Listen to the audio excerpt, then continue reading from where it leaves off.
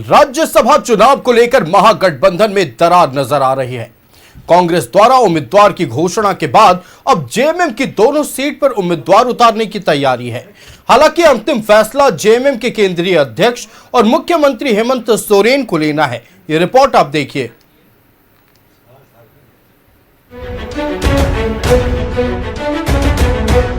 राज्यसभा चुनाव पर जेएमएम कांग्रेस में घमासान। कांग्रेस उम्मीदवार की घोषणा से जेएमएम नाराज। जेएमएम का दोनों सीट पर कैंडिडेट उतारने का ऐलान। दोनों सीटों पर जेएमएम उम्मीदवार देगी, ये तय हो गया। राज्यसभा चुनाव को लेकर कांग्रेस उम्मीदवार की घोषणा के साथ ही महागठबंधन में घमासान मच गया। जेएमएम ने अब दोनों सीटों पर उम्मीदवार उतारने का ऐलान कर दिया है। कांग्रेस ने प्रणब झा को उम्मीदवार बनाया है। गुरुवार देर रात इसकी घोषणा की गई, जिसके बाद शुक्रवार को सीएम आवास में जेएमएम की उच्च स्तरीय बैठक बुलाई गई, जिसमें जेएमएम कोटे के मंत्री और कई विधायक मौजूद रहे। सभी ने एक सुर से दोनों सीट पर उम्मीदवार उतारने का सुझाव दिया, लेकिन अंतिम फैसला पार्टी के केंद्रीय अध्यक्ष और मुख्यमंत्री हेमंत सोरेन को लेना है। बैठक में यह आम सहमति सर्वसम्मति से जितने मेंबर थे, निर्णय लिया गया कि भाई दोनों सीटों पर झारखंड मुक्ति मोर्चा राज्यसभा में अपनी प्रत्याशी उतारे, कि जो समीकरण है उस समीकरण के आधार पर उतारना चाहिए। सवाल ये है कि अगर कांग्रेस ने प्रत्याशी की घोषणा की है तो क्या हमसे बातचीत हुई? इस राज्य में हम बड़े भाई की भूमिका में हैं, तो स्वाभाविक है कि बातचीत होनी चाहिए। लेकिन अगर बातचीत नहीं हुई है माननीय मुख्यमंत्री से, तो फिर माननीय मुख्यमंत्री को अधिकृत किया गया है, वो निर्णय लें। जेएमएम न सिर्फ दोनों सीटों पर उम्मीदवार उतारने का औपचारिक ऐलान कर सकता है, बल्कि सूत्रों की माने तो जल्द ही उम्मीदवारों के नामों की घोषणा की जाएगी। अंतिम फैसला और उम्मीदवारों के नाम के ऐलान के लिए केंद्रीय अध्यक्ष को अधिकृत किया गया है। जो कांग्रेस हाईकमांड का डिसीजन है, वो डिसीजन को हर एक एमएलए पालन करेंगे। हमारा कांग्रेस एमएलए के अलावा हमारा जेएमएम एमएलए और आरजेडी एमएलए और लेफ्ट एमएलए का सहयोग लेके हम वो सीट जितवाने के लिए हम तैयार हैं। गठबंधन पूरी तरह एकजुट है। हमारे दोनों जो गठबंधन का जो उम्मीदवार है वो चुनाव जीतेगा। 18 जून को राज्यसभा की 2 सीटों पर चुनाव होना है। 8 जून नामांकन की आखिरी तारीख है। कांग्रेस ने उम्मीदवार का ऐलान कर दिया है, लेकिन अब जेएमएम ने दोनों सीटों पर प्रत्याशी उतारने का फैसला लेकर महागठबंधन को मुश्किल में डाल दिया है। जेएमएम अपने दम पर एक सीट तो जीत सकता है, लेकिन कांग्रेस, आरजेडी और माले के समर्थन के बिना दूसरी सीट पर जीतना मुश्किल है। न्यूज़ 11 भारत के लिए रांची से राकेश और विपिन की रिपोर्ट।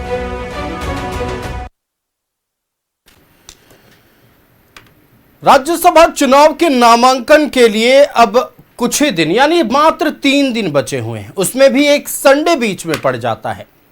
गुरुवार शाम तक महागठबंधन के भीतर सब कुछ ठीक लग रहा था, लेकिन गुरुवार देर शाम जैसे ही कांग्रेस की ओर से राज्यसभा चुनाव के लिए उम्मीदवार के नाम की घोषणा होती है, एक शांति छा जाती है। एक ऐसा मौन जिसके बाद सबको लग रहा था कि कुछ ना कुछ राजनीतिक भूचाल जरूर आने वाला है। शुक्रवार की सुबह मुख्यमंत्री आवास में एक उच्च स्तरीय बैठक बुलाई जाती है। मुख्यमंत्री आवास में बैठक होती है और जैसे ही बैठक के बाद झारखंड मुक्ति मोर्चा के बड़े नेता बाहर निकलते हैं, जो बयान सामने आता है, कांग्रेस के लिए वो किसी कहर से कम नहीं था। या मंत्री हफीजुल हसन की बात कर लें, या मंत्री योगेंद्र प्रसाद की बात कर लें, या पूर्व मंत्री बैद्यनाथ राम की बात कर लें, तीनों ने बयान दिया है।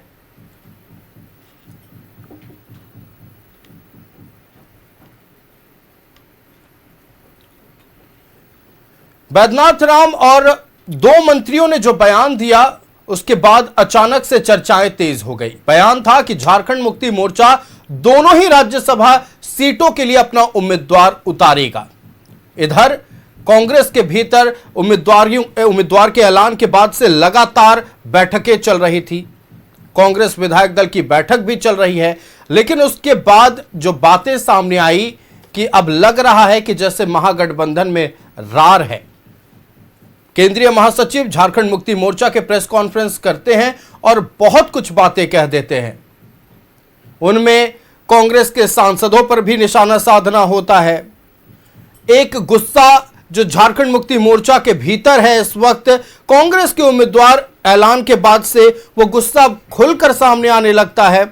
और साफ तौर पर ये केंद्रीय महासचिव जेएमएम के कहते हैं कि देखिए, अब तक तो कुछ बातें सामने नहीं आई थी, लेकिन जो कार्यकर्ताओं की भावना है उसके अनुसार झारखंड मुक्ति मोर्चा को दोनों ही सीटों पर अपना उम्मीदवार उतारना चाहिए। यह रही महागठबंधन की बात। दूसरी तरफ भारतीय जनता पार्टी में भी तैयारियां चल रही है, लेकिन बिल्कुल शांति से। एनडीए की अब तक कोई बैठक नहीं हुई है, औपचारिक तौर पर तो नहीं हुई है। अंदर अंदर अगर कुछ बैठक हुई है तो इसको लेकर कोई खबर नहीं है। लेकिन जिस तरह से महागठबंधन में रार सामने आ रहा है, उसके बाद से कई तरह के प्रश्न उठने लगे हैं।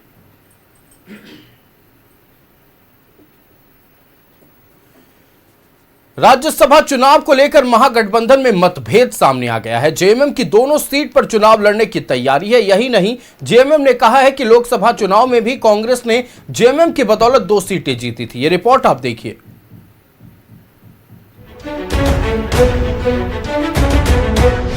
राज्यसभा चुनाव को लेकर महागठबंधन में रार, जेएमएम का दोनों सीटों पर प्रत्याशी उतारने का ऐलान। राज्यसभा चुनाव को लेकर महागठबंधन में खींचतान बढ़ गया है। कांग्रेस की ओर से उम्मीदवार उतारने से नाराज जेएमएम ने दोनों सीट पर प्रत्याशी उतारने का फैसला लिया।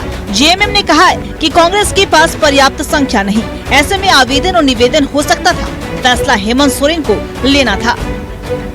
उनका आवेदन हो सकता था, उनका निवेदन हो सकता था, लेकिन निर्णय लेके उन्होंने हमें ठेस पहुंचाया है। जेएमएम ने कहा है कि हमने कांग्रेस के साथ एक तरफा प्यार के साथ त्याग किया। जेएमएम ने दावा किया है कि जेएमएम की बदौलत लोकसभा चुनाव में कांग्रेस ने 2 सीटें जीती हैं। हमने कांग्रेस के साथ में एक तरफा प्यार सैक्रिफाइस के साथ किया है। हमने उनको 9 सीटें लोकसभा में दी है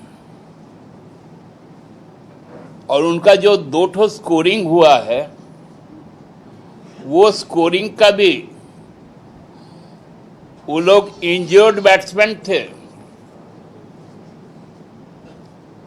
हमारा 12th मैन जाकर उनके लिए रन बटोर के लाया। जेएमएम के बयान को कांग्रेस ने रणनीति का हिस्सा बताया। जेएमएम और कांग्रेस में बहुत ज्यादा प्यार है, ऐसा बात नहीं है। ये रणनीति का एक हिस्सा है। नहीं तो ये प्यार वो बोल रहे हैं एक तरफा है। नहीं, ये रणनीति का एक हिस्सा है। बहुत सारे चीजों को दर्शाया जाता है। इधर राज्यसभा चुनाव में कांग्रेस और जेएमएम के बीच रार पर बीजेपी ने कहा है कि कांग्रेस ने बिहार, बंगाल और असम चुनाव में जेएमएम को धोखा दिया था।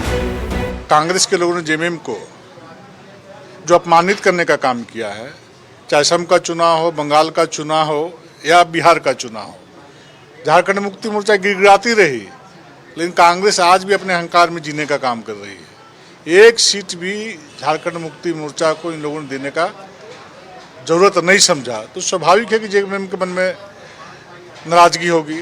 राज्यसभा चुनाव में दोनों सीटें जीतने का आंकड़ा इंडिया गठबंधन के पास है, लेकिन अब उम्मीदवार पर जारी घमासान से चुनाव दिलचस्प हो गया है। न्यूज़ 11 भारत के लिए रांची से राकेश, विपिन और रुचि की रिपोर्ट। राज्यसभा चुनाव झारखंड में पहले भी कई रंग दिखा चुका है। इस बार राज्यसभा चुनाव झारखंड में बेहद रोचक होता जा रहा है। महागठबंधन में जिस तरह से हालात पैदा हो गए हैं, उसके बाद यह कहा जा सकता है कि कम से कम इस राज्यसभा चुनाव के लिए महागठबंधन के भीतर सब कुछ ऑल इज वेल नहीं है। गुस्सा है, आक्रोश है या फिर नाराजगी है, यह खैर झारखंड मुक्ति मोर्चा के नेताओं को, कार्यकर्ताओं को बेहतर पता होगा। लेकिन जो बयान सामने आए उससे यही आकलन लगाया जा सकता है कि अब तक झारखंड मुक्ति मोर्चा को यही लगता रहा कि हम तो एक तरफा प्यार कांग्रेस से करते रहे, जब वक्त आया साथ देने का तो दगा मिला है। बयान यह भी आया कि जो 2 सांसद जीते वो तो इंजर्ड प्लेयर थे, हमारा 12th मैन जाकर उनके लिए रन बटोर कर लाया। 9 सीटें लोकसभा चुनाव में हमने उन्हें लड़ने के लिए दी थी, लेकिन उस वक्त भी झारखंड मुक्ति मोर्चा को वो लोग कुछ मदद नहीं पहुंचा पाए। एक और बात कहा गया, संख्या बल नहीं है तो आवेदन देते, निवेदन करते, आपने निर्णय ले लिया। गुस्सा, नाराजगी साफ तौर पर समझ में आ रही है, लेकिन राजनीतिक गलियारों में क्या बातचीत है, हम सीधे अपने गेस्ट पैनल से इन तमाम विषयों पर बात करेंगे। अपने अतिथियों से आपका परिचय कराएं। भारतीय जनता पार्टी से प्रतुल शाहदेव जी हमारे साथ है। प्रतुल जी, बहुत स्वागत है न्यूज़ 11 भारत में। हमारे साथ ऋषिकेश सिंह जी कांग्रेस पार्टी से जुड़े हुए हैं। ऋषिकेश जी, बहुत स्वागत है न्यूज़ 11 भारत में। अविराज राय जी राष्ट्रीय जनता दल से हमारे साथ जुड़े हुए हैं। अविराज जी, बहुत स्वागत है न्यूज़ 11 भारत में। और सागर कुमार जी जनता दल यूनाइटेड से हमारे साथ है।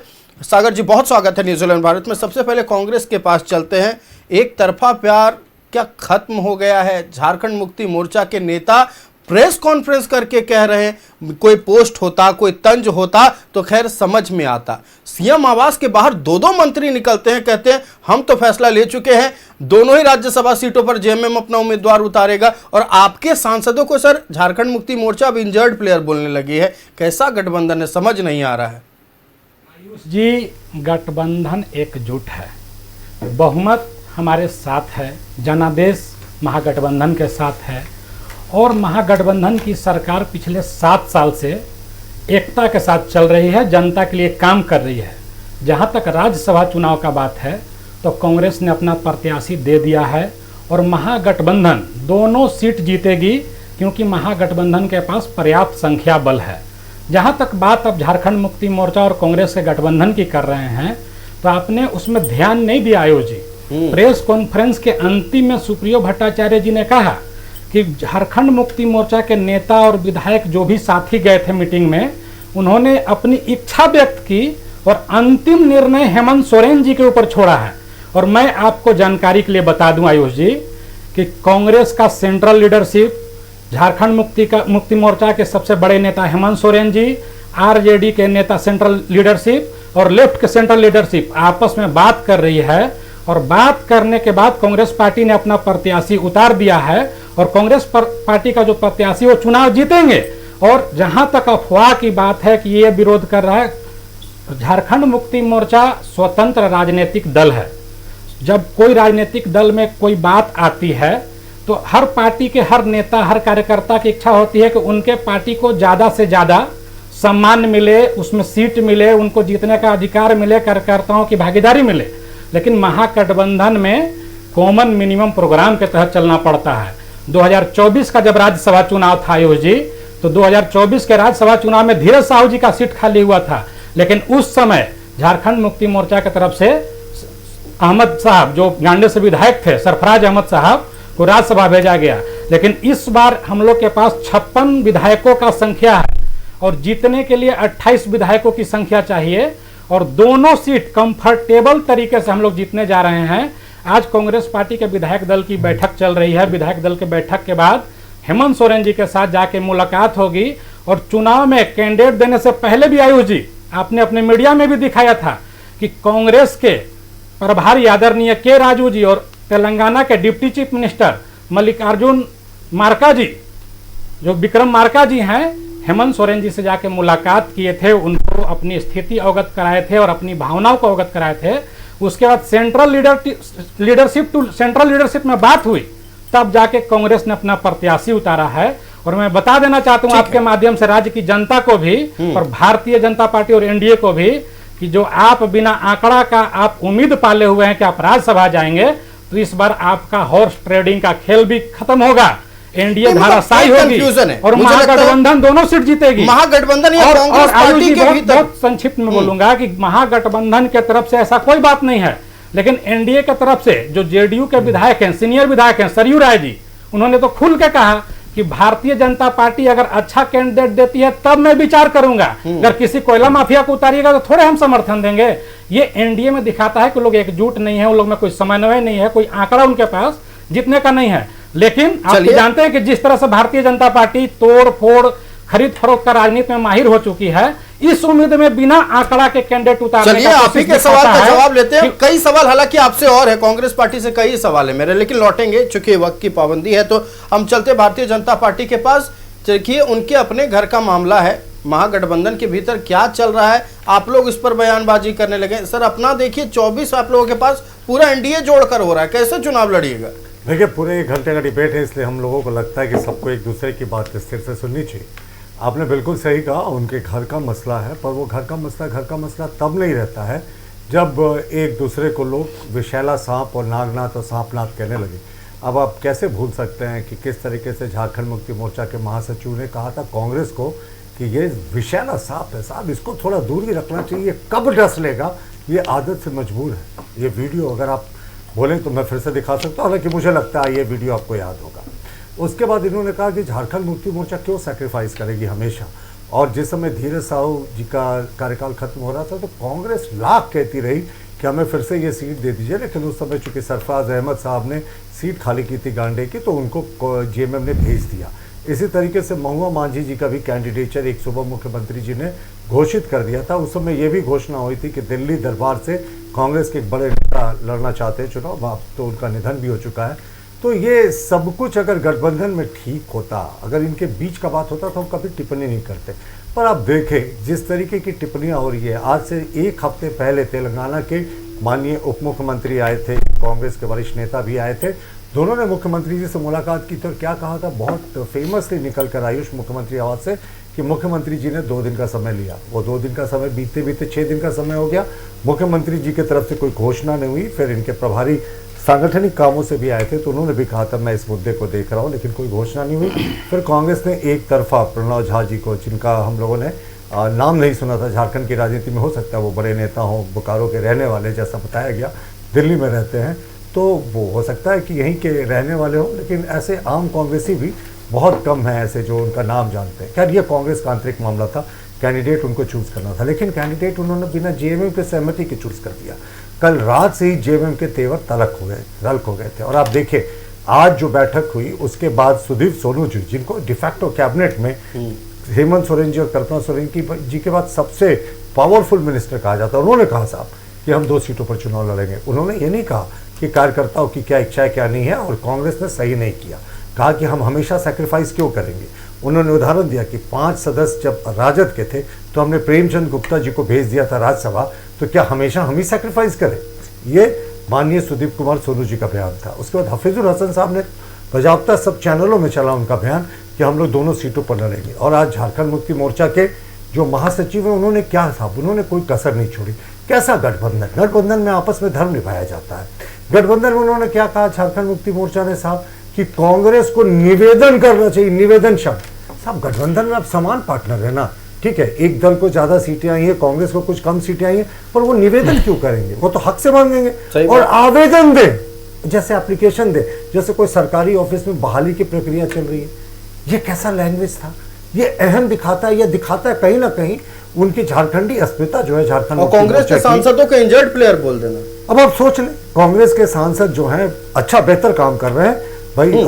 सुखदेव भगत को देखें, अब भले ही हमारे राजनीतिक प्रतिद्वंदी हो, अच्छे से मामलों को उठाते हैं। अब सबको आप एक लाइन से सबको इंजर्ड प्लेयर कह देंगे तो ये तो उचित नहीं है। अब कोई कसर छोड़ी झारखंड मुक्ति मोर्चा ने, और अंत में एक जगह छोड़ी के साथ, ठीक है, अब जैसा कहा गया कि कार्यकर्ताओं की जो भावना है कि दोनों सीटों पर लड़ने की, फाइनल निर्णय मुख्यमंत्री जी लेंगे। पर मुख्यमंत्री जी जब सुदीप कुमार सोनू ने कहा, हफीजुल हसन ने कहा, तो आपको क्या लगता है झारखंड मुक्ति मोर्चा में इतना आंतरिक डिसिप्लिन नहीं है कि बिना मुख्यमंत्री की सहमति के वो ये कहेंगे कि दोनों सीट पर उम्मीदवार उतारेंगे।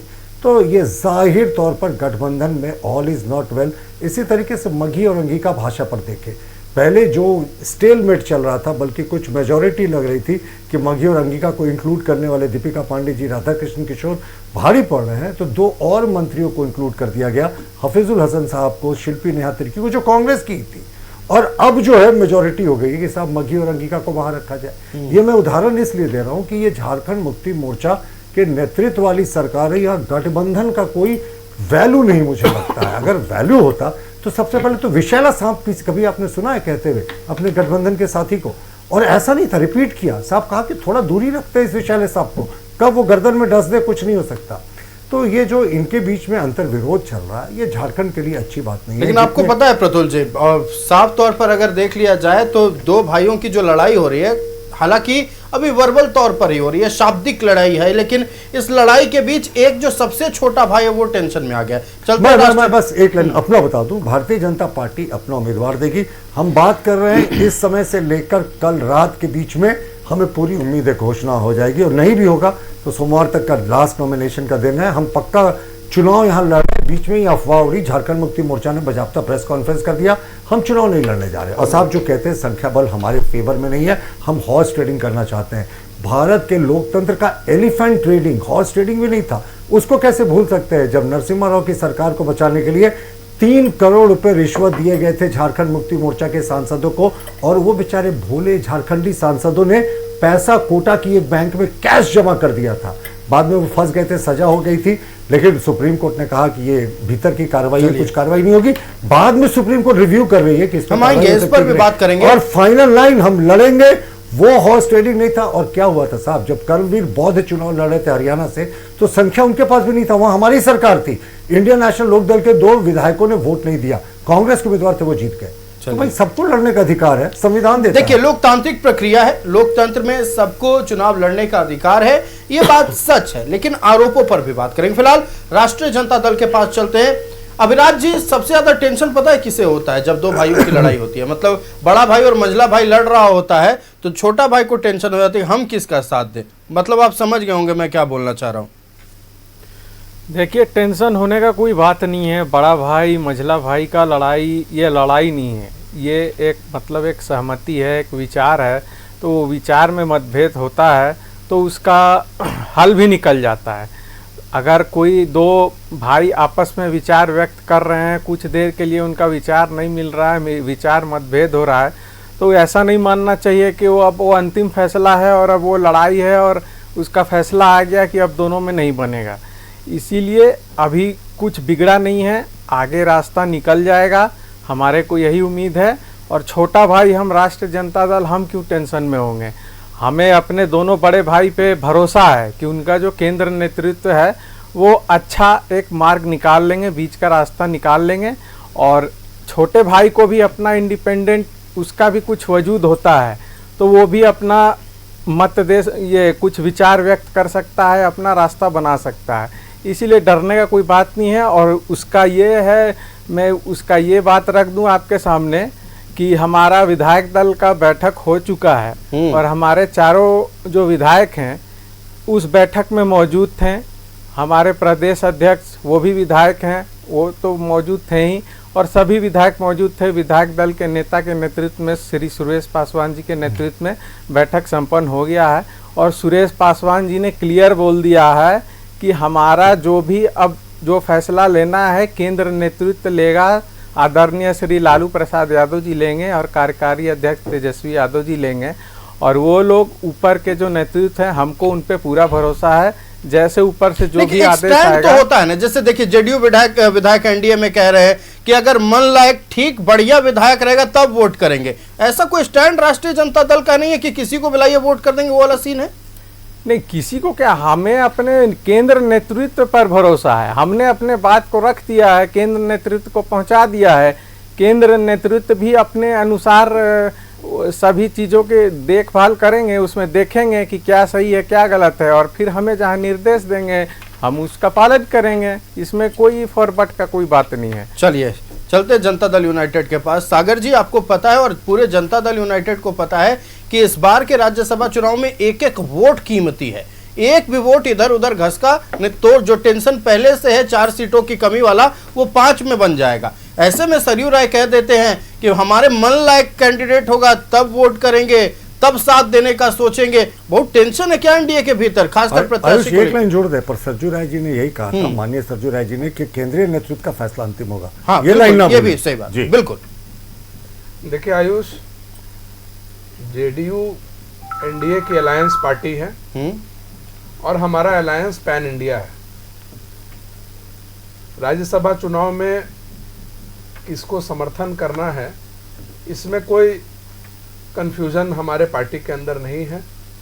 हम एनडीए के एलाई पार्टनर हैं और एनडीए के जो प्रत्याशी होंगे अधिकृत, उन्हीं को हमारे पार्टी के विधायक का वोट जाएगा और इसका निर्णय केंद्रीय नेतृत्व जो हमारा है वो लेता है। और हमको लगता है कि एनडीए के जो वरीय नेतागण हैं उन्होंने राज्यसभा चुनाव में हर एक फिगर और नंबर को जुटाने के लिए सभी सहयोगियों से बात की है और इसका जैसे ही उम्मीदवार की घोषणा हो जाएगी तो उसके बाद इस पर फाइनल क्लियरेंस हो जाएगा। माननीय विधायक सरयू राय जी ने जो बात कही है वो उन्होंने बहुत अच्छी बात कही कि स्थानीय उम्मीदवार को देना चाहिए। उन्होंने दोनों ही दल के लिए कहा था, एनडीए के लिए भी और महागठबंधन के लिए, दोनों के लिए ही कहा था कि स्थानीय को उम्मीदवार बनाना चाहिए। झारखंड के लिए ये कल्याणकारी होगा, झारखंड के लिए लाभकारी होगा।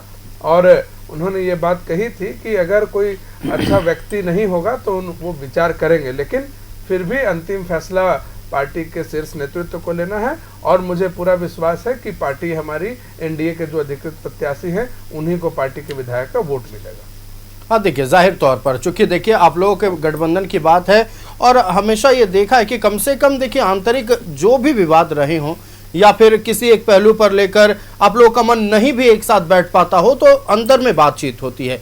बयानबाजी अब तक सामने नहीं आई है जो झारखंड में एनडीए में देखने को मिला है। लेकिन एक और सवाल है कि क्या मंथन जो चल रही है, क्या राय शुमारी में आप लोगों के भी राय लिए गए, क्या माननीय विधायक सरयू राय जी के राय लिए गए? देखिए आयुष, अभी तक तो एक कुछ कमियां तो रही हैं एनडीए के अंदर में भी। अभी तक एनडीए की ऑफिशियल एक बैठक होनी चाहिए थी राज्यसभा चुनाव को लेकर के, वो बैठक नहीं हुई है। और टिल डेट हमारे प्रदेश अध्यक्ष से भी किसी प्रकार की कोई गुफ्तगू एनडीए के वरीय नेताओं के द्वारा नहीं की गई है। हमारे माननीय विधायक से अगर बातचीत हुई होगी तो हो सकता है कि बातचीत औपचारिक तौर पर नहीं हुई, लेकिन पार्टी से कोई बातचीत नहीं हुई है। और हम चाहते हैं कि सबके राय विचार से एनडीए के प्रत्याशी की घोषणा हो। यहाँ पर 4 पार्टियां हैं जो झारखंड में अलायंस में हैं एनडीए के अंदर, जिन्होंने विधानसभा का चुनाव साथ में मिल करके चुनाव लड़ा था। तो हमको लगता है कि कल राष्ट्रीय अध्यक्ष भी आ रहे हैं भारतीय जनता पार्टी के, तो उनको कम से कम जो सहयोगी पार्टी हैं झारखंड में उनके प्रदेश अध्यक्षों के साथ एक मुलाकात जरूर करके और सबकी सहमति बना करके और उसके बाद प्रत्याशी देना चाहिए। तो मुझे लगता है कि जो जीत सुनिश्चित हमें करनी है एनडीए के प्रत्याशी की वो बहुत आसान हो जाएगी। और एक जो आरोप जो विपक्ष के द्वारा लगाया जा रहा है कि हमारे पास फिगर्स नहीं है और 4 विधायकों की संख्या घट रही है, तो ये बात तो सच्ची आई है कि हमारे पास 4 विधायक की कमी जरूर है। लेकिन हमारा जब चुनाव हम लोग लड़ रहे हैं तो हमारे पास रणनीति होगी जरूर कि हम कैसे इस चुनाव को जीतेंगे, और वो मीडिया में हम लोग सार्वजनिक नहीं करेंगे कि हमारे पास कैसे हम चुनाव में जीतेंगे। लेकिन आप तय मान के चलिए कि एनडीए के एक प्रत्याशी की जीत राज्यसभा नहीं। देखिए आप कह रहे हैं कि रणनीति आप मीडिया में सार्वजनिक नहीं करेंगे, लेकिन भारतीय जनता पार्टी ने सार्वजनिक कर दिया है कि क्यों उन्हें लग रहा है कि 4 जो वोटों की कमी हो रही है वो कैसे पूर्ति होगी। भारतीय जनता पार्टी खुले मंच से यह कह रही है कि पिछले 12 साल में प्रधानमंत्री नरेंद्र मोदी ने जो काम किया है, जो उनकी विचारधारा है, उससे प्रभावित होकर कई ऐसे विधायक महागठबंधन के खेमे के भी हैं जो चाहेंगे कि उनका कीमती वोट एनडीए के पक्ष में जाए। हालांकि ये महज अटकलें हैं, ये महज बातचीत है, अभी किसी भी बात पर कुछ भी मुहर नहीं लगी है। लेकिन महागठबंधन का रार ये बता रहा है कि माहौल गर्म हो चुका है। किसी भी चुनाव में नामांकन के पहले के कुछ घंटे काफी महत्वपूर्ण होते हैं। ये वही संवेदनशील वक्त है जब अपने पराये का बोझ समझ में आता है। कौन साथ है, कौन दगा दे दिया, ये समझ में आता है। किसे अब भी अपने दोस्तों पर, अपने साथी पर भरोसा है, ये पता चलता है, और कौन विश्वास खो चुका है, ये पता चलता है। लेकिन फिलहाल जिस तरह की बयानबाजी झारखंड की राजनीतिक गलियारों में हो रही है, उससे यह स्पष्ट हो रहा है कि भले ही भीतर शायद सब कुछ ठीक हो, लेकिन जो नेता धरातल पर काम करते हैं उनके बीच सब कुछ ठीक नहीं है। चलते हैं कांग्रेस के पास। ऋषिकेश सिंह जी हमारे साथ हैं। ऋषिकेश जी, पहले तो यह आरोप लगा देना कि कभी आप लोगों ने साथ नहीं दिया। दूसरा आरोप ये कि सैक्रिफाइस झारखंड मुक्ति मोर्चा ही हमेशा की है। तीसरा आरोप ये कि आपके सांसदों में कैलिबर नहीं था, उनके 12th मैन ने आपको चुनाव जिताया। चौथा आरोप, अगर पूर्व में इतिहास में चल जाएं, सांप, बिच्छू, जहरीले सांप तक कह दिया गया। धोखेबाज चुनाव के दौरान कहा गया, अब भी आप कहते हैं महागठबंधन तो इंटैक्ट है। आयुष जी, पिछले 7 वर्षों से सरकार तो चल रही है। 7 वर्षों में 7 आरोप, चलिए ठीक। और जनता ने जनादेश महागठबंधन को दिया, 2019 में भी दिया और उससे बढ़ चढ़ करके 2024 में दिया। और अभी तक सरकार चल रही है और कांग्रेस से भी मंत्री हैं, आरजेडी से भी मंत्री हैं और मुख्यमंत्री हेमंत सोरेन जी हैं। बीच में जब हेमंत सोरेन जी जेल गए उस समय भी कांग्रेस ने समर्थन देकर चंपई सोरेन जी को मुख्यमंत्री बनाया, क्योंकि गठबंधन को एकजुट रखना था। जेल से वापस आते हैं हेमंत सोरेन जी तो भी कांग्रेस ने समर्थन दिया और फिर से मुख्यमंत्री हेमंत सोरेन जी बनते हैं। उस समय तो 28 एमएलए ही थे जेएमएम के पास, और कांग्रेस के पास पहले भी 16 थे, आज भी 16 है। तो महागठबंधन में कोई दरार नहीं। हाँ, जब जब चुनाव होगा आयुष जी, तब तब दोनों पार्टी के लोग, दोनों पार्टी के कार्यकर्ता और नेता चाहेंगे कि विधानसभा का सीट कांग्रेस ज्यादा लड़े, जेएमएम के लोग चाहेंगे जेएमएम ज्यादा लड़े, आरजेडी के लोग चाहेंगे कि आरजेडी ज्यादा लड़े। और ऐसा होता है, अपने लोकसभा समय भी देखा, विधानसभा समय भी देखा। तो इस तरह की बात जब जब चुनाव आएगी, अधिकार मांगने का बात आएगा, तो कार्यकर्ता नेता मांगते हैं। लेकिन अपने ही साथी राजनीतिक दल के, अपने ही साथी राजनीतिक दल के प्रत्याशियों पर, उनके क्रेडिबिलिटी पर सवाल उठा देना। मैं आ रहा हूं उस बात पर, लेकिन अभी वर्तमान में महागठबंधन एकजुट है, हम लोग के पास पर्याप्त संख्या है। और जो आरोप प्रत्यारोप की बात है, तो आरोप और प्रत्यारोप से झारखंड मुक्ति मोर्चा को बचना चाहिए। और क्यों बचना चाहिए आयुष जी, मैं बहुत विनम्रता से कहता हूं कि हेमंत सोरेन जी के पास जब 18 एमएलए हुआ करते थे तो राज्यसभा कांग्रेस के समर्थन से गए थे। हेमंत सोरेन जी हो या शिबू सोरेन जी हो, जब जब मुख्यमंत्री बने कांग्रेस के समर्थन से बने और आज भी बने हुए हैं। तो गठबंधन में आप सेक्रीफाइस नहीं किए हैं। मुख्यमंत्री आपको बनाया, आप अलायंस किए थे बीजेपी के साथ भी, लेकिन बीजेपी ने क्या दिया आपको? उप मुख्यमंत्री। बीजेपी ने क्या दिया आपको? जेल भेजा। लेकिन जब जब आपके साथ मुसीबत आया, कांग्रेस चट्टान के साथ, चट्टानी एकता से साथ दिया। अब मैं कुछ बात भारतीय जनता पार्टी और जेडीयू का जो प्रवक्ता हैं उनका जवाब देना चाहता हूं। इन लोग अपने गठबंधन पर प्राउड फील कर रहे हैं, ये फर्जी प्राउड है। क्यों? क्योंकि अमित शाह जी जो सबसे बड़े नेता हैं भारतीय जनता पार्टी के, प्रधानमंत्री जी के बाद, उन्होंने क्या कहा था कि जनता दल यूनाइटेड से भविष्य में किसी तरह का कोई गठबंधन नहीं होगा, उनके लिए परमानेंट दरवाजा बंद हो गया। लेकिन क्या हुआ? जरूरत के हिसाब से सरकार तोड़े आरजेडी के साथ, वापस जेडीयू के साथ सरकार बना ली और आज भी जेडीयू के साथ हैं। और नारा दिए 25 से 30, फिर से नीतीश, और धोखा देके फिर मुख्यमंत्री से भी हटा दिए। यह है भारतीय जनता पार्टी की नीति और नियत। और चरित्र बताता हूं भारतीय जनता पार्टी का। ये बोलते हैं कि प्रधानमंत्री के 12 साल के कार्यकाल से प्रभावित होकर किनके साथ जाते हैं। नहीं, ईडी, सीबीआई, इनकम टैक्स का प्रभाव करते हैं, दबाव डालते हैं और विधायकों को तोड़ते हैं। और कहां कहां तोड़े?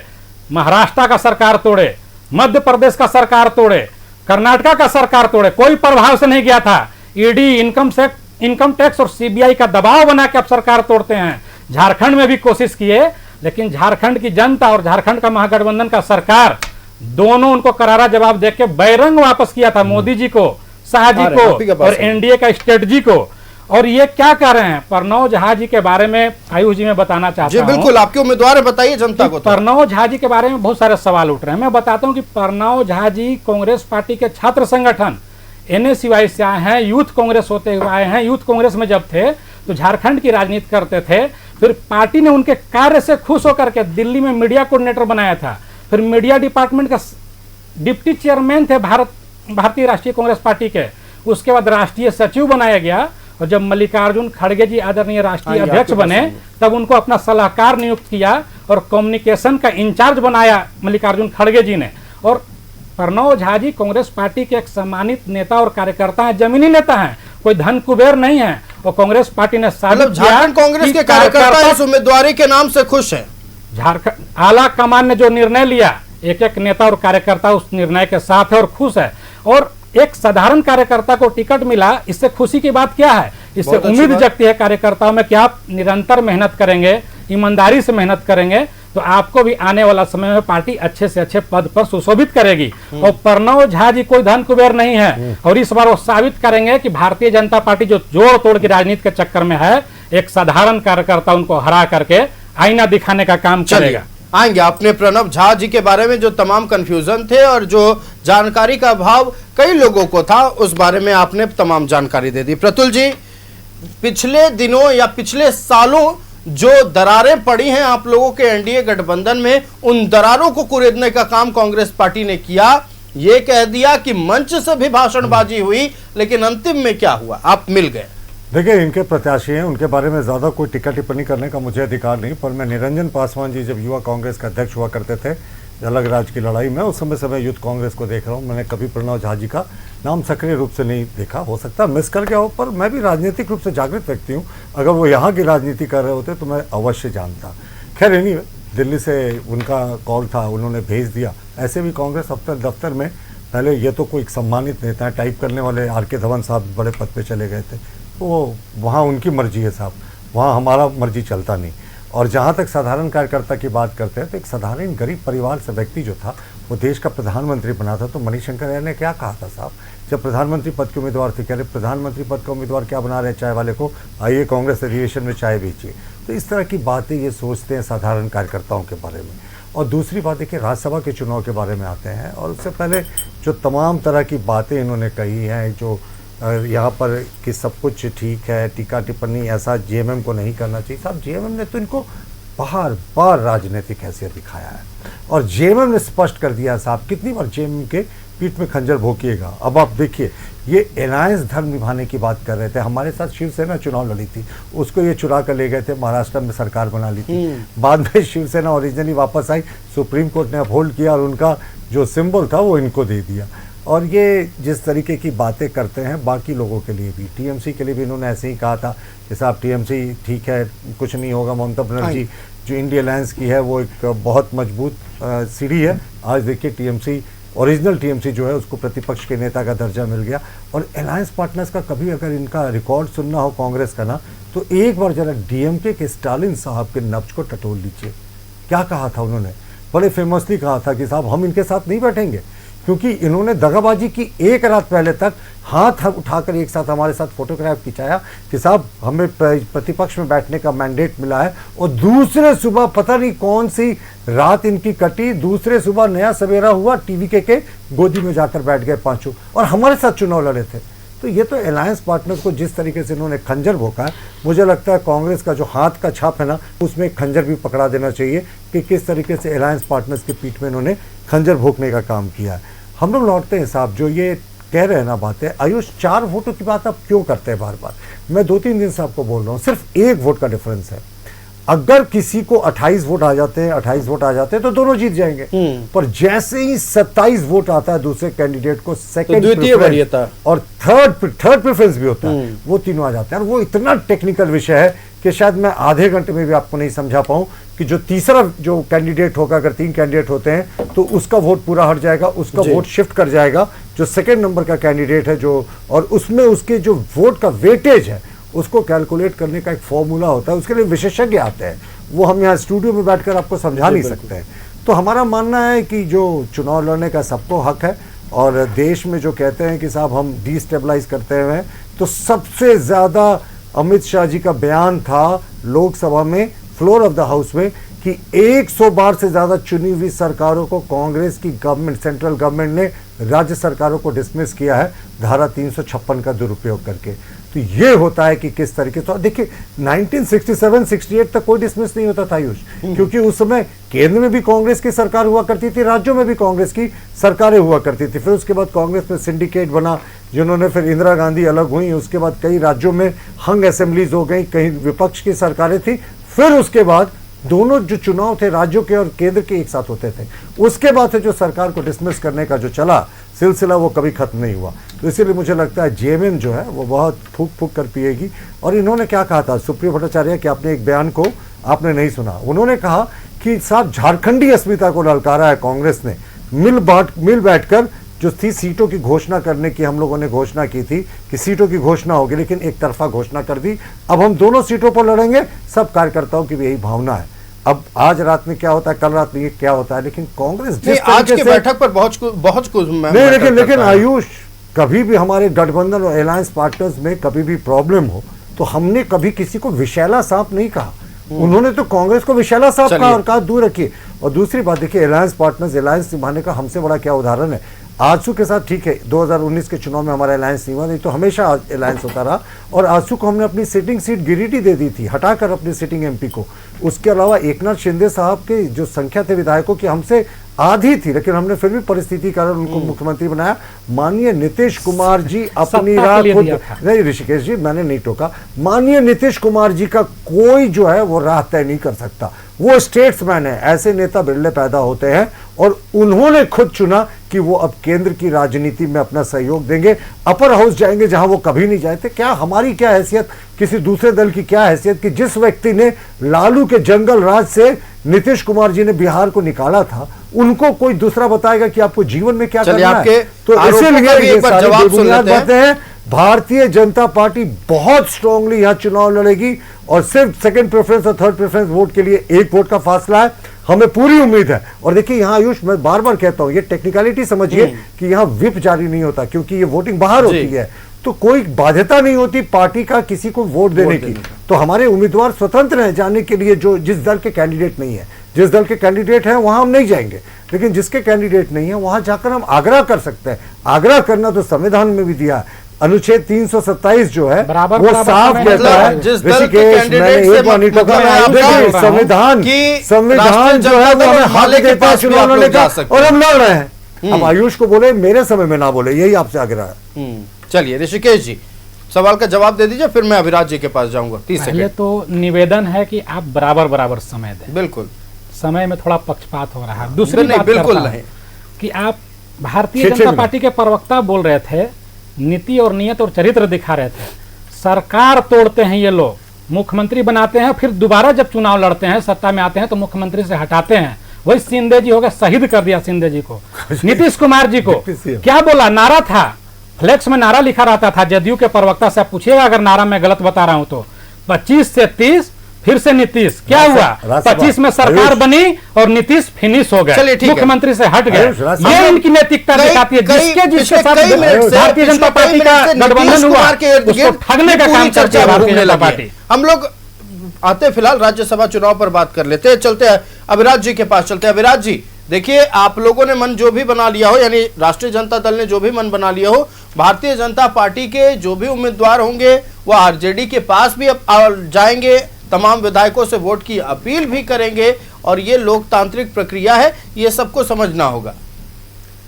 देखिए वो आएंगे, क्या करेंगे, वो अपना काम करेंगे, लेकिन हमारा जो चट्टानी जो हमारा जो विचार है हम उस पर अडिग रहेंगे। वो आएंगे, लौट के जाएंगे, मुकी खाएंगे, सीधा बात है। अब आते हैं कि हमारे भाजपा के मित्र जो बोल रहे थे कि मणिशंकर अय्यर जी ने क्या क्या बोला था मोदी जी के बारे में, तो मोदी जी ने हमारे देश के पूर्व प्रधानमंत्री मनमोहन सिंह के बारे में कैसा अमर्यादित टिप्पणी किया था कि मनमोहन सिंह जी बाथरूम में रेनकोट पहन के नहाते हैं, फलाना चिल्ला। तो ये टिप्पणी के मामले में तो इनका खुद बेड़ा गर्क है। कब किन को क्या बोल देंगे ये लोग। फिर से सोनिया गांधी जी के बारे में क्या बोला गया था, चलिए वो भी एक मणिशंकर अय्यर और सोनिया गांधी जी को छोड़ते हैं, लेकिन सुप्रियो भट्टाचार्य ने आज आरजेडी के लिए कुछ कहा है, वो भी आप सुन लीजिए। उस पे सुनिए, आपके बड़े भाई ने कहा है और अभी जरूरत है आप लोगों की उनको, तो आपको सुनना बेहद जरूरी है। उन्होंने कहा कि जब एक आप लोगों के विधायक थे तब मंत्री पद दिया, 4 हैं तब मंत्री पद दिया, लेकिन जब हमारी बारी आई तब आप लोग पक्षपात कर गए, दगा दे गए। कोई दगाबाजी का बात नहीं है। देखिए मैं नहीं कर रहा हूं सर, सुन लीजिए उसी का जवाब दे रहा हूँ। दगाबाजी का कोई बात नहीं है। सरकार चल रहा है, 5 साल पहले भी चला 19 से 24, उसके बाद दोबारा हम लोग जीत करके आए, कहीं कोई हिचकिच नहीं है। वो बोलना हमारे कांग्रेस के मित्र ने भी समझा दिया। सभी दल के जो कार्यकर्ता रहते हैं, जमीनी पदाधिकारी रहते हैं, सबका कुछ इच्छा रहता है कि हमारा दल आगे बढ़े, सीट ज़्यादा मिले, वो सब चलते रहता है। लेकिन एट लास्ट आप देखिए कि सरकार अभी सुचारू रूप से चल रहा है, ना कोई मंत्री किसी के खिलाफ बयान दे रहा है, ना सीएम के खिलाफ बयान दे रहा है। जो जनता का जो भी नीति है उसको जमीन पे उतारा जा रहा है, सब चीज़ का क्रियान्वयन हो रहा है। तो इसलिए ये सब 2-4 बात पे अच्छा, ये बात तो आप मानते हैं ना कि जेएमएम को सीटें मिलनी चाहिए थी लेकिन नहीं मिला, कहां अपना दुख बताएंगे? आकर आप ही लोग के सामने तो जेएमएम वाले बता रहे हैं। अरे सुन लीजिए, दुख बताना, विचार व्यक्त करना सब कोई आजाद है, लेकिन उसका हल तो जो भी नेतृत्व है वो हाँ, निकाल ही निकल लेता पाया है। सर, चुनाव खत्म हो गया, आप लोग हार भी गए। कुछ नहीं, वो निकल जाएगा सब। और दूसरी चीज की वो बयानबाजी का ही मैं उदाहरण दे दूं, 2014 में भाजपा और शिवसेना का वहां गठबंधन महाराष्ट्र में विधानसभा चुनाव के लिए 2014 में जब इनका खटपट हुआ था तो ये लोग 2014 का लोकसभा चुनाव साथ में ही लड़े थे। चलिए राज्यसभा चुनाव में कुछ महीने पहले चलते हैं, कुछ महीने क्या, एक दो महीने पहले शिवसेना ने इनके बारे में क्या क्या, अमित शाह के बारे में क्या क्या बोला था, तो वो सबको देखिए डर तो आप लोगों के मन में भी होगा, क्योंकि कांग्रेस के कुछ विधायक जिस तरह से बिहार राज्यसभा चुनाव में गायब हुए थे, आप लोगों के मन में भी डर होगा कि इस बार भी कहीं कुछ ऐसा नहीं हो जाए कांग्रेस की तरफ से। अरे भाई, तो एक जगह कोई गायब हो गया, क्या हो गया, उसको हम टोकरी लेके सिर पे ढोते रहेंगे क्या? यहाँ का चीज स्पष्ट हम बता दिए ना, राजनीति में तो पता है ना सर, कोई फाइल दबती नहीं है। विधायक दल का बैठक हो चुका है, चारों विधायक वहाँ मौजूद थे। अब ये हो जाएगा, वो हो जाएगा, होने के लिए बहुत कुछ हो सकता है, तो हम ही क्यों डरे? हो सकता है उन्हीं का कुछ हो जाए, इसीलिए वो सब कयासबाजी लगाने से कुछ नहीं होगा। तो देखिए डर तो आप ही लोग को है ना सर, कोई डर नहीं है। आप कैसे डर नहीं है? हर बार आप लोग रोज कम से कम झारखंड मुक्ति मोर्चा, आरजेडी और कांग्रेस के एक नेता प्रेस कॉन्फ्रेंस करते हैं, कहते हैं हॉर्स ट्रेडिंग हो जाएगा। ये डर नहीं तो क्या है बताइए? डर नहीं है, वो सच्चाई है। हम लोग उनका बताते हैं खराब नियत के बारे में, बाकी उससे टैकल करने के लिए तो हम तैयार ही हैं। क्या हो जाएगा नहीं हो जाएगा वही तो बोल रहे हैं, होने के लिए बहुत। चलिए आएंगे, मैं इसी बात पर अभी आने वाला था कि आप लोगों को क्या डर लगता है कि कुछ एक अमाउंट जो होगा वो आपके विधायकों को डुबा सकता है? कुछ एक अमाउंट, एक सर्टेन अमाउंट, वो पारा जैसे ही पार किया आपके विधायक उधर झुक जाएंगे। ये अपने विधायक को बिकाऊ कैसे कह रहे हैं? हमें नहीं लगता बिकाऊ कोई नहीं कह रहा है इनका। तो ये जो आजकल जो पिंजड़े का तोता जो है ना, सब उनका करामात रहता है, बाकी बाद में फिर कौन है पिंजड़े का तोता? बताइए ना सर, हम आप खुद भी समझ रहे हैं, आप खुद भी समझ रहे हैं। सुन लीजिए, और कितने लोग बाद में क्लीन चिट हो जाते हैं, क्या हो जाता है वो आप पहले बताइए, पिंजड़े का तोता कौन है? आप खुद समझ जाइए। मैं नहीं सर, बिल्कुल अबोध हूं मैं। सीबीआई के लिए सुप्रीम कोर्ट ने कहा था यूपीए शासन में, देखिए वो खुद समझ गए, वो खुद समझ गए। सीबीआई के लिए यूपीए ने कहा था, वो खुद समझ गए, सरकार ने। तो आप कहते हैं पिंजड़े का तोता, प्रतुल जी मैं आ रहा हूं, आप कहते हैं पिंजड़े का तोता ईडी सीबीआई है। यही राज्यसभा चुनाव में जांच के लिए जेएमएम ने मांग की है कि हॉर्स ट्रेडिंग हो सकता है, सीबीआई ईडी जांच करवा लीजिए। ये कौन सा भरोसा है बताइए? अब देखिए लिख दिया, ठीक है, तो विश्वास क्यों नहीं करेंगे? सुन लीजिए, अरे भाई बात सुनिए, विश्वास तो हम करेंगे ही ना, वो केंद्र की एजेंसी है, आशा पे हम चलते हैं। हमारा आज भी आशा है कि वो सुचारू रूप से काम करे, लेकिन ये लोग करते नहीं है, लेकिन ये लोग करने नहीं देते हैं, किसी अधिकारी को काम करने नहीं देते हैं आजादी के साथ। लेकिन हम तो यही आशा करेंगे जो भी एजेंसियां हैं उनके अधिकारी स्वतंत्र रूप से काम करें। हम आशा करना, बस एक सवाल का जवाब दे दीजिए, हम आशा करना ईडी सीबीआई पे भरोसा है? बिल्कुल, अगर सुचारू रूप से बिहार में कार्रवाइयां हुई हैं, वो मानते हैं राष्ट्रीय जनता दल कहीं ना कहीं वो ठीक ठाक है। आएंगे खैर, कांग्रेस को डर है। चलिए हम बीच में कौन बोल रहा है? कौन बोल रहा है? आएंगे प्रतुल जी राज्यसभा पर लौटते हैं।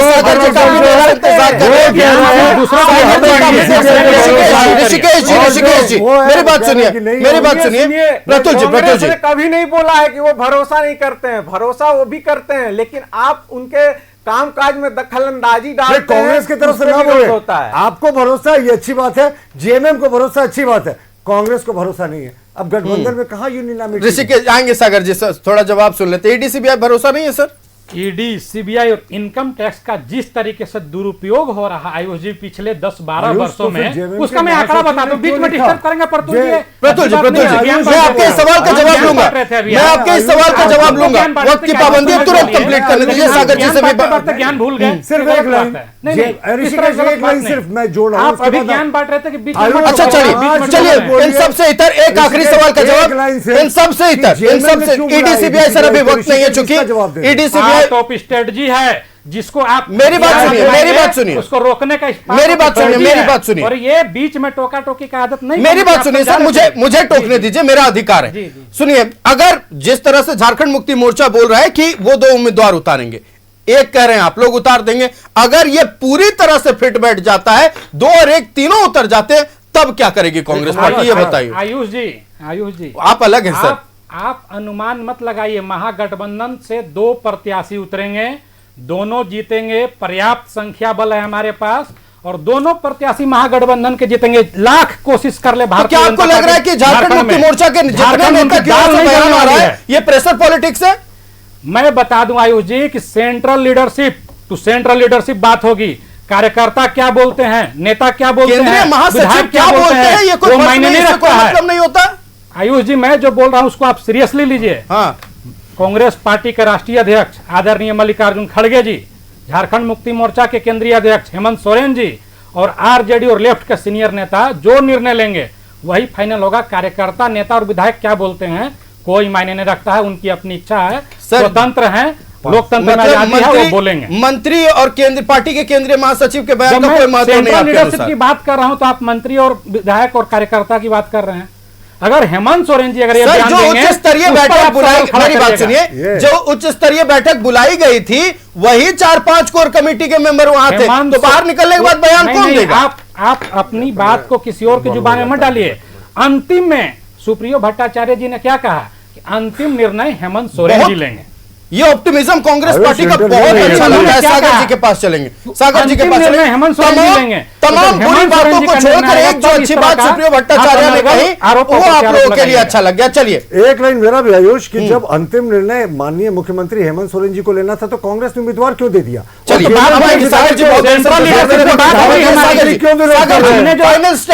फाइनल स्टैंड और एक फाइनल कमेंट आपसे मैं लेना चाहूंगा। सागर जी।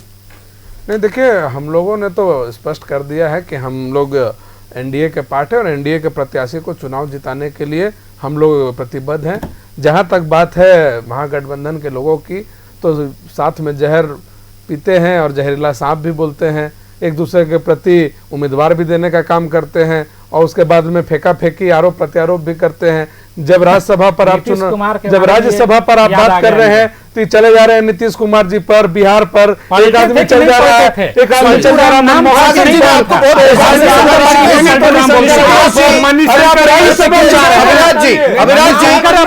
एक शब्द सागर जी ने नहीं कहा बीच में। कोच ऑडियो डाउन कीजिए, सबका ऑडियो डाउन कीजिए, सबका ऑडियो डाउन कीजिए, सबका ऑडियो डाउन है। सागर जी आपको दर्शक सुन रहे हैं।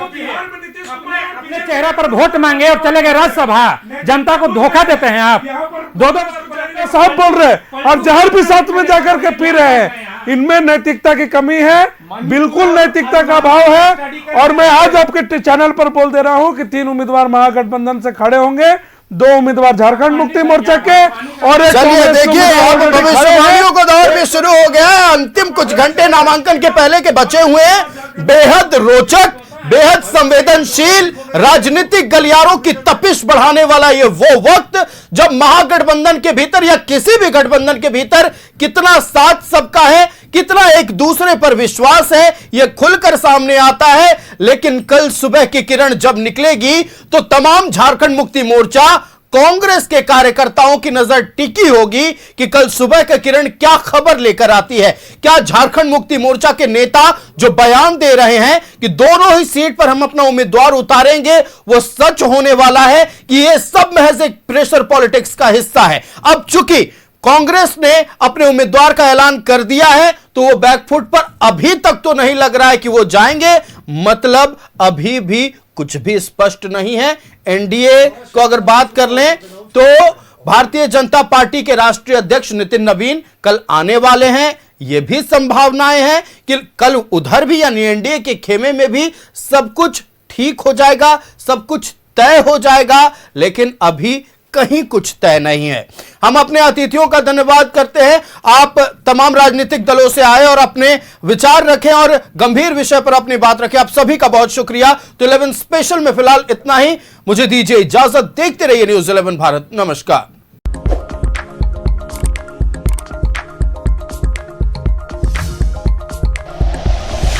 Like and share videos, subscribe करें हमारा चैनल और प्रेस करें बेल आइकॉन। न्यूज़ 11 भारत, सच है तो दिखेगा।